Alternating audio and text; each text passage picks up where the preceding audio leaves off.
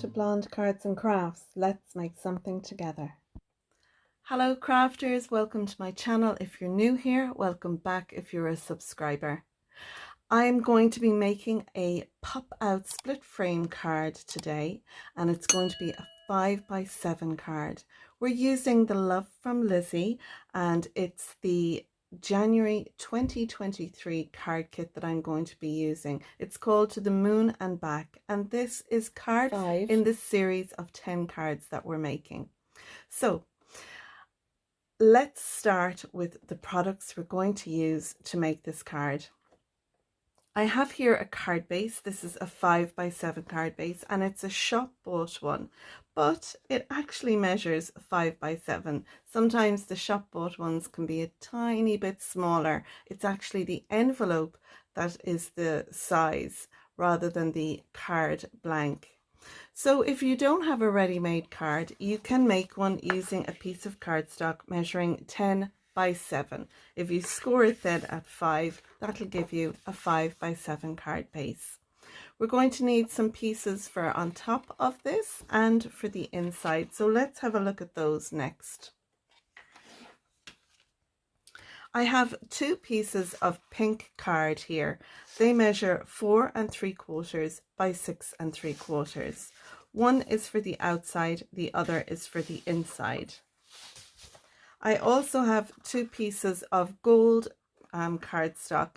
These two measure 4.5 by 6.5, and again, one will go on the outside and the other will go on the inside. I have two pieces of paper. One is a pattern piece and one is a white piece. These both measure 4 by 6. The pattern paper will go on the outside and the white piece will go inside, and it'll give us a place to stamp a sentiment and then write our message. Then we have this piece. This measures 8 by 3, and we need to do some scoring on this, and I thought we'd do this together. So we need to score this, and I'm making sure my cardstock is right up and into the corner. We need to score it at 1/2 inch, at 1 inch, at 1.5. Then we're going to move over and score it at 6.5, at 7, and at 7.5. We'll be doing some folding on those, and I'll go through that with you in a minute. First of all, I want to show you this. This is a piece of pattern paper, and this piece measures 5 by 3.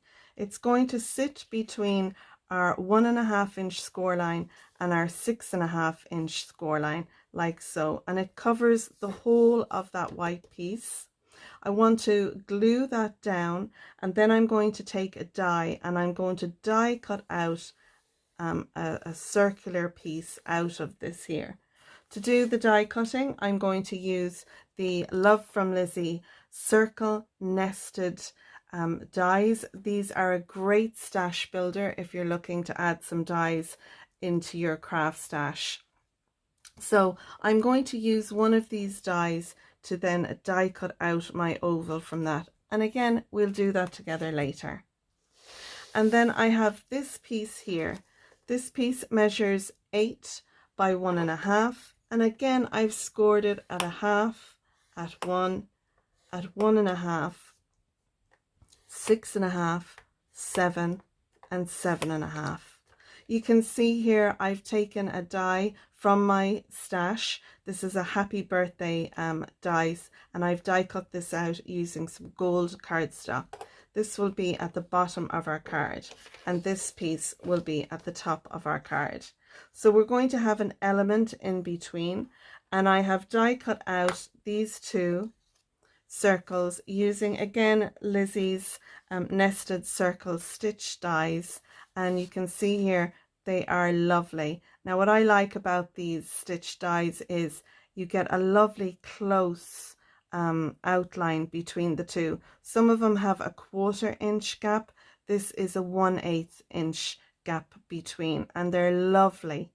So I have my pink one and my white one. I'll glue those together, and then on this I want to add one of my little lash girls. So this is for my niece, this card, who's going to be 6, and she has lovely hair, the same kind of colour as this little lash lady here. So that's why I'm using that one. I've taken another piece of ephemera, the little lollipop, and I'm going to put that in her hand. And this piece then will sit in the middle of our card. I've also got some other little pieces of ephemera. One is a little floral bouquet. I'm going to pop that here. And I have another one of the little lollies, and I'm going to pop that just here at this side of the happy birthday. And then I have the letters for Matilda that I've die cut out using a die from my stash. It gives these lovely tight and tall letters. So I'm going to put them up here for Matilda. So I will stick these down and then I will die cut out my oval because I want to make sure that my letters will fit in there. So that's all the pieces and parts we need to make this split frame card. Let's now assemble, glue our pieces together and do some stamping together. I'm adding the pattern paper to the top part of our split frame card, and I'll allow that to dry so I can then die cut from it. I'm going to add some collal glue then to my gold mirror card, but to add the pattern paper on top of that, I'm using this double-sided tape because it gives a better adhesion. So I'll do that on the pattern paper as well as this white panel that I have for inside. I'm peeling off the release paper a little bit so I can position my pattern paper and then pull the release paper out. I'll add the gold panel here to my pink card, and then they will be for the inside, and we'll stamp a sentiment before we attach those. So I have my folds now in this piece, which is going to go on the top of our card up here. And I've done it as a valley, a mountain, a valley, then a valley, a mountain, and another valley. I'm going to add some double-sided tape to these because it will be joining onto our metallic cardstock as well as our white cardstock. So what I want to do is die cut out my circular piece here. So I just want to have a look at how the letters for Matilda will sit on here. So I'm just going to put some across the top there, and it'll just give me an idea of how, as to how high up I need to come. Right, so I'll take my dies and we'll have a look and see which one we want to use.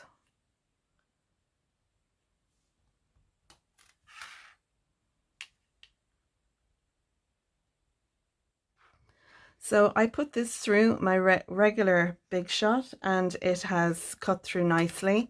I've folded these pieces over so it would fit through my die cutting machine. It went through my 300 GSM cardstock and the pattern paper. I do have a chrome precision plate on my die cutting machine, and I really find that it's such a help when I'm die cutting out, especially when I have a couple of layers. So now I have my curve in there and I can now fold these over. I'm going to put a little double-sided tape here, and then I'm going to stick this down onto the front. So let's go ahead and do that next. You can see I've added the double-sided tape now, as well as the letters for our Matilda. I've stuck my white circle on top of my pink one, and I'm adding my little girl, my Matilda Lash Girl, and her lolly. So I'll take the release paper off this. This red liner tape is super sticky.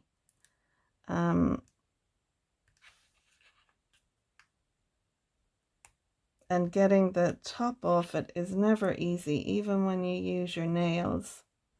And I have my nails cut short, as you can see. So I'm just going to make sure that it's folded back on the edge, because it was like, I don't know, just a tiny little bit there extra. But so this piece is going to sit, it's going to sit on the top there like that. So we need to line this up with along here on our card base. So I'm going to flip it over this way and I'm going to sit that down.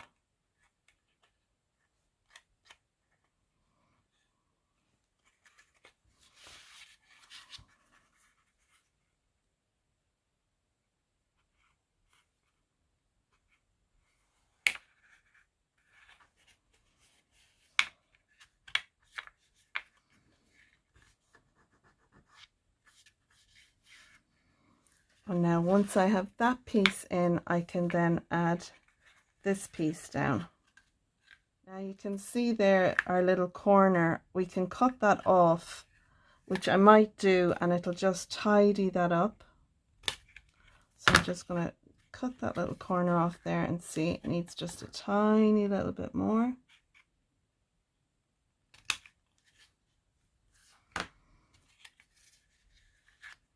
And now that looks better. And this side is fine. I'll just need to take a tiny little corner off there. And now when this piece sits down, you won't see when it's flat. And then it'll still pop up nicely. So we want to take the release paper now off our red liner tape here.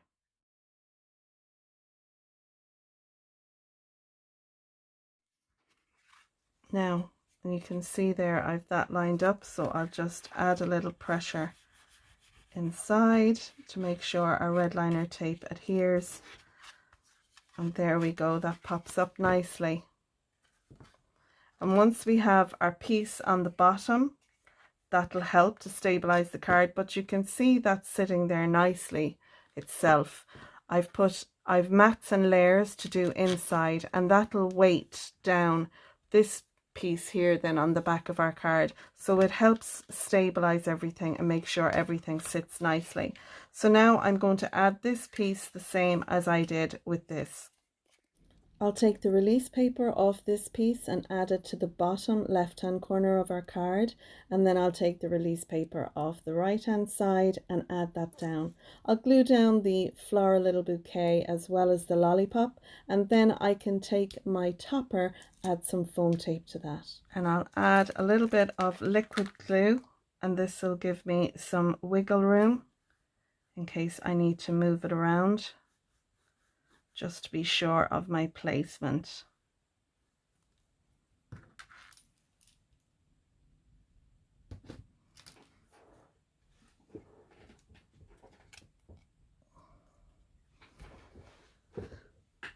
So I'm going to stand up now so I can see where that's going. Make sure it's centered.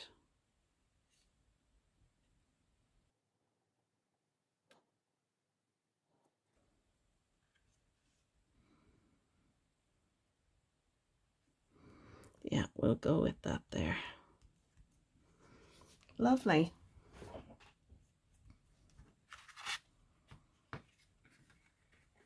Yeah, I love that. Delighted with that. That's so cute.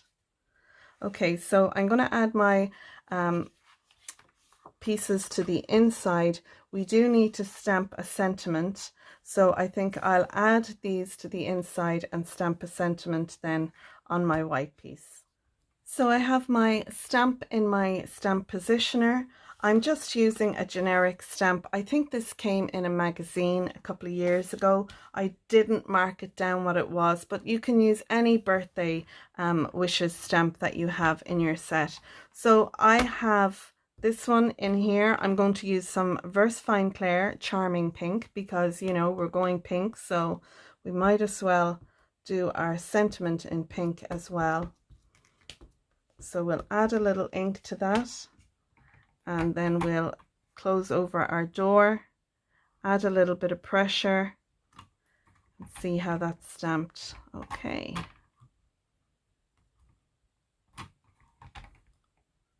perfect. That looks great.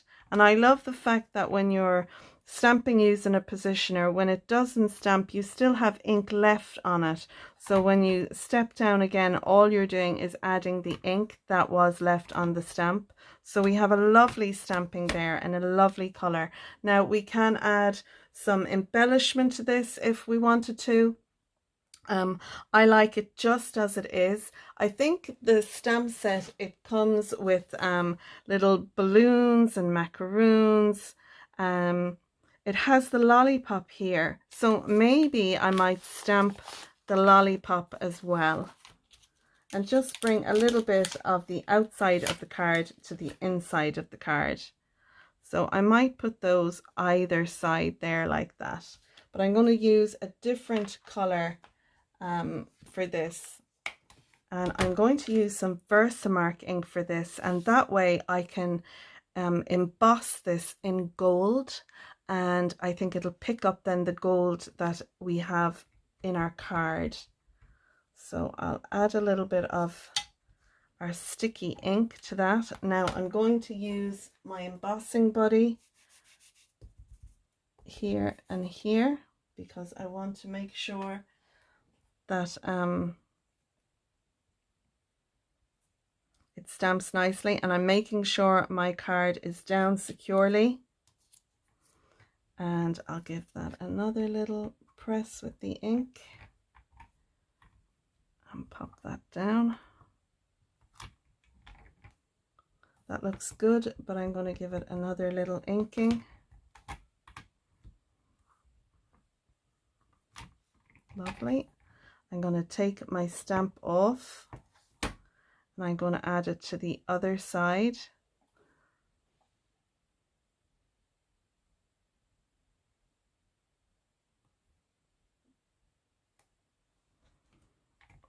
And then we can pick that one up.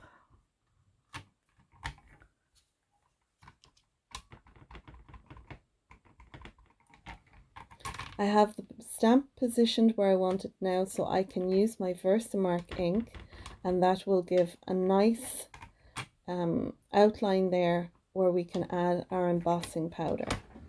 So I'll take this panel and I'm going to sit it on a piece of computer paper. Then I'll take my embossing powder and add that over where our ink has gone. Then I'll just give it a couple of seconds for it to sit and catch on the ink, and then I can tap off the excess. So I'm just flicking the back of the panel there, getting rid of any excess little pieces of gold embossing powder. Now if you find you have any on it, you can take a nice soft dry little brush and brush off any extras using that. Because I didn't use my embossing buddy there over where the stamp sentiment is, that's why I had a couple of little bits of the embossing powder. Now off to the side, I've had my heat gun heating up. The heat gun I have isn't a very good one. I've ordered a new one online and I'm waiting for that to come. So once my heat tool has heated up, I can then bring it to my stamped images and heat up that embossing powder. And although my heat gun heated up for a good minute before I used it, you can see that it is causing warping to the paper, and I am moving it around. I've tried loads of techniques and everything, but I really do believe that it's actually the heat gun that is hindering a good result. I will flatten it as best I can once it cools down, and I've got my double-sided tape on the back. So there we go. There we have our card for Matilda. I'm going to add some accent glaze along the letters. It'll just make them pop. And I love this. I think it's a really cool card. It sits up perfectly. Because we have the mats and layers for the inside, it helps to stabilize the whole card. It doesn't need them because we have this piece here. It's helping as well, but I just think it's lovely to open the card and see what's going on in the outside reflected on the inside. And I hope Matilda likes this card. I was debating putting the number 6 on her card. I had one cut out, but I didn't like anywhere I was going to put it, so I left the number off. I could have put it over here, I suppose, happy birthday with the 6 there, but I'm I've left it off and I'm happier for that. I do love it this way. So I'm going to add some accent glaze to the little lollipop, to the flowers, to her eyes, and to the letters, and you'll be able to see that in the pictures. So that's it. That's card number 5, and it is our pop out split frame card. I hope you've enjoyed my tutorial, and if you have, you might consider giving it a thumbs up and subscribing if you're not a subscriber already. You can find links to all the products that I've used down below, as well as links to my Facebook group, which is Your Cards and Crafts, as well as Lizi's Facebook group as well. Don't forget to check out the other designers who have made cards using this kit. Their links to their YouTube channels are down below. So that's it. Until next time, thanks for watching. Bye bye.